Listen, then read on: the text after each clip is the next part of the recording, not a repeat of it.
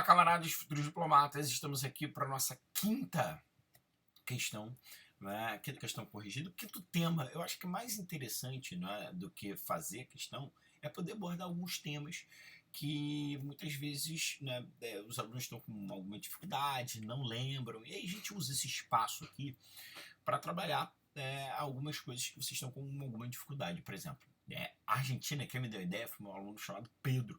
Ele falou assim: poxa, às vezes eu me sinto seguro para a Argentina, Revolução Cubana, Chile, México. Eu acho que a gente tem alguma deficiência nisso. Eu falei: pô, legal, a gente grava questões sobre isso, a gente faz questões sobre isso. E a partir daí a gente consegue, não fazer uma revisão, enfim. Eu acho que vai ficar legal. São temas que eu amo, não é? Então, olha só, vamos fazer a questão que eu propus aqui. Tá assim. Ah, e agradecimento também a Isabela. Eu botei a Isabela para testar a questão. Falei, vê se tá legal. Olha só. Assim como Getúlio Vargas, em seu primeiro período à frente do Executivo Nacional Brasileiro, Juan Domingo Perón comandou um Estado autoritário na Argentina entre 46 e 55. Como o gaúcho, somente em sua segunda passagem pelo poder foi referendada pelo voto popular. Tá errado. Vamos lá. Tá tão errado que eu fiz assim, ó. Olha o que eu fiz. Eu não consegui destacar um ponto de errado. Falei que tá tudo errado. Primeiro, os 15 anos de Era Vargas foram autoritários? Não. Você tem um período constitucional de 34 a 37.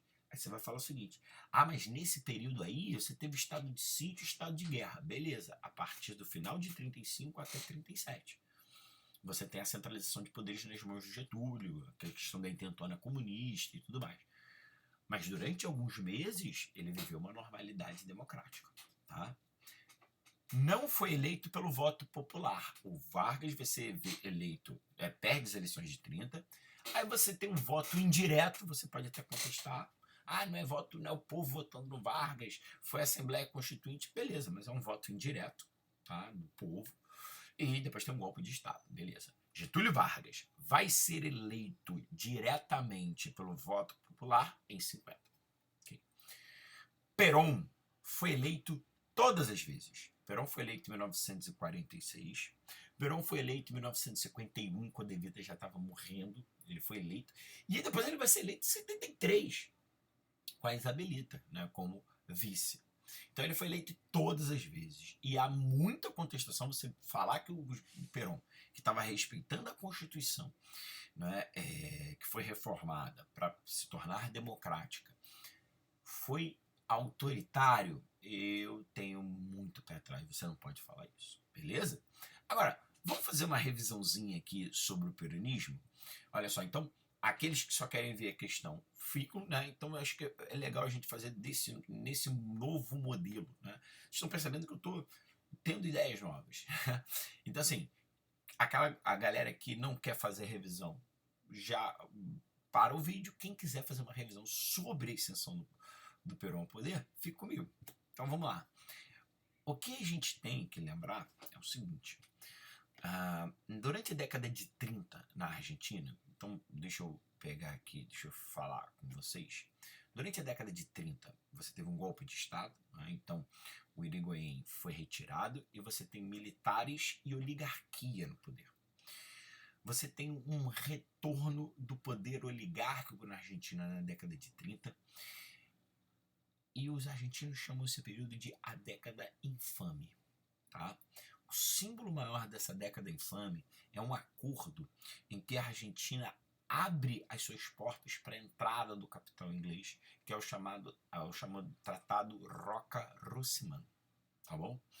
Beleza. Só que o Castilho, que vai ser o último presidente desse grupo, né, oriundo ali da década perdida, né, ele vai ser derrubado. Ele vai ser derrubado por esses caras que estão aqui, ó, do Grupo de Oficiais Unidos. Então, em meio ao governo Castilho, surge o GOL. Esses oficiais, eles tinham uma tendência claramente fascista, tá? Então era uma galera muito à direita, com um discurso nacionalista, com um forte discurso anticomunista. Então eu trouxe aqui algumas características do GOL para você, ó. o desenvolvimento econômico nacionalista, não é? Eles eram muito críticos aos norte-americanos e ao alinhamento aos Estados Unidos durante a Segunda Guerra Mundial. Né? E um outro ponto interessante para a gente colocar aqui é que a ideia era fortalecimento do exército. Eles diziam que os civis não poderiam comandar o exército. E, ao contrário, né, o exército é que deveria comandar os civis, porque os civis estavam desvirtuando a Argentina, estavam levando a Argentina para um buraco. Esse discurso vai conseguir, né, que em tempos, naqueles tempos em que as ideias fascistas eram muito fortes, né, inclusive muitas das características fascistas eram fortes também no Brasil, né, o Gol vai conseguir ter força e respaldo social para derrubar o Castillo. Né? Então ele cai, e aí nós temos, olha aqui, ó, claro, olha, sempre com aquela coisa, olha só, ele não foi retirado, ele renunciou. Então Ramon Castillo renuncia e nós temos o fim da década infame, né? Entre aspas, né? Dessa década infame. E o Gol assume o poder. Dentre as medidas, então aqui, ó, estão aqui eu tenho os oficiais unidos chegando ao poder, e dentre esses oficiais unidos que estavam no poder, um se destaca, que é esse camarada que está aqui, ó, acima de mim, que é o Juan Domingo Perón. Perón vai ficar com uma pasta equivalente, né, ao getulismo, ao Ministério do Trabalho, né? Então, indústria e trabalho. Então, ele vai ter contato diretamente com os trabalhadores pobres. Deixa eu falar primeiro do Perón. Egressos do campo. Lá na Argentina, você chama esse trabalhador do campo que recém chegou na cidade de cabecitas negras. Né? E o que muita gente fala? Que essas pessoas do campo que vieram para as cidades, elas estavam acostumadas com a tutela dos grandes proprietários de terra e tudo mais. E quando chegam nas cidades, elas se veem desamparadas. E quem é o camarada que vai aparecer para falar o seguinte: olha, eu vou te dar lei trabalhista, eu vou cuidar de você, eu sou o seu amigo? O Perón. Então, entre aqueles oficiais unidos, o Perón ganha muita popularidade. Tá? Outro ponto interessante para a gente lembrar, né, esse governo vai tentar fazer uma industrialização nacionalista em um momento de Segunda Guerra Mundial, ou seja, um momento que você não tem concorrência com, não é, os produtos de fora. A Argentina vai exportar, não é, para, não é, os países que estavam fazendo guerra, ganha grana e consegue promover a sua industrialização, sim, mas eles mantinham-se neutros. Até que a situação fica muito complicada, sustentar a neutralidade vai ser difícil. E, gente, olha só, a Argentina só vai romper, né, com Berlim e Tóquio, isso, gente, olha só, lá em 1945. Então, assim, é uma ruptura muito tardia. Eu coloquei aqui o seguinte, após manter uma neutralidade por muito tempo, a Argentina só vai romper no dia 27 de março de 45. Tipo assim, praticamente um mês antes da morte do Hitler. A Alemanha estava destruída e a Argentina faz isso. Percebe que manter a neutralidade iria prejudicar os seus interesses, principalmente nas relações interamericanas. Né? Por exemplo, na quarta reunião de consulta dos chanceleres, a ideia inicial era não chamar a Argentina. Falar, eles são neutros, então eles não têm que estar aqui com a gente. Né? E aí a Argentina muda a posição e tudo mais. Então, esse é um ponto bastante interessante. Agora, a partir do momento que a Argentina entra na guerra ao lado dos aliados, o discurso de redemocratização passa a ganhar força na Argentina. Lembra que a gente fala que o Vargas ele se alinha aos Estados Unidos na guerra, luta ao lado das democracias e mantém uma ditadura no Brasil. Isso gera uma contradição e essa contradição força a redemocratização brasileira, que de início é comandada pelo próprio Vargas. Tá? Na Argentina vai acontecer a mesma coisa. A Argentina se alinha aos Estados Unidos e a pressão pela redemocratização é muito forte. Qual vai ser o medo dos oficiais unidos? O medo é que quando a redemocratização ganha o horizonte, quem é aquele dos oficiais que era um candidato fortíssimo a ganhar o pleito eleitoral? O Perón, devido à sua popularidade. E aí, tá aqui o Perón. E aí, o que o presidente, né, que estava à frente do poder, o oficial que estava à frente do poder, o Farrell, vai fazer nesse momento? Ele prende o Perón. A ideia dele era afastar o Perón da vida política, né?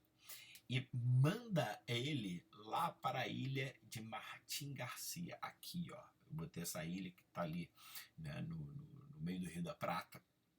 Manda ele para lá.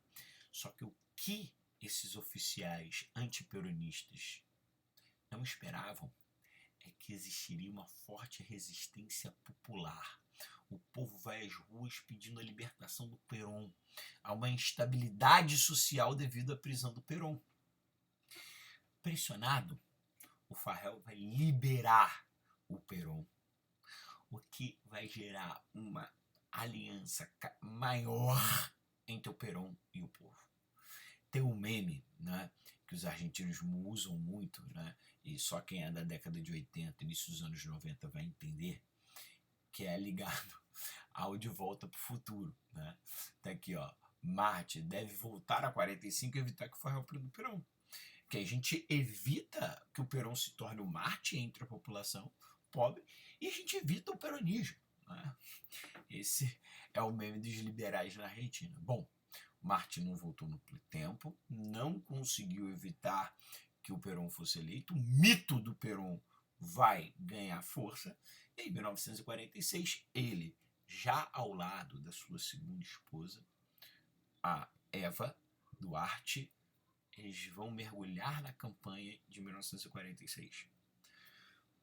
O Perón vai se colocar ao lado de um exército progressista, de setores dos sindicalistas, né, contra aqueles que representariam a volta da década perdida. Pois bem, digo para os senhores que essa campanha vai ser um sucesso e o Perón vai, Perón Quijano, que era o vice, o Perón vai conseguir chegar ao poder em 1946. Ele consegue 52,84% dos votos. Beleza?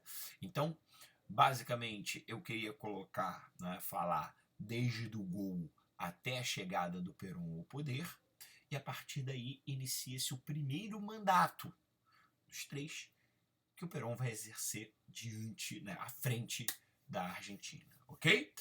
Mais à frente, não é? Se vocês quiserem, manda mensagem inbox e tudo mais, e a gente faz mais questões sobre a Argentina, Chile, Peru. Olha, esse ano a minha ideia é fazer bastante vídeos como esse, beleza? Tchau, tchau. Abraços.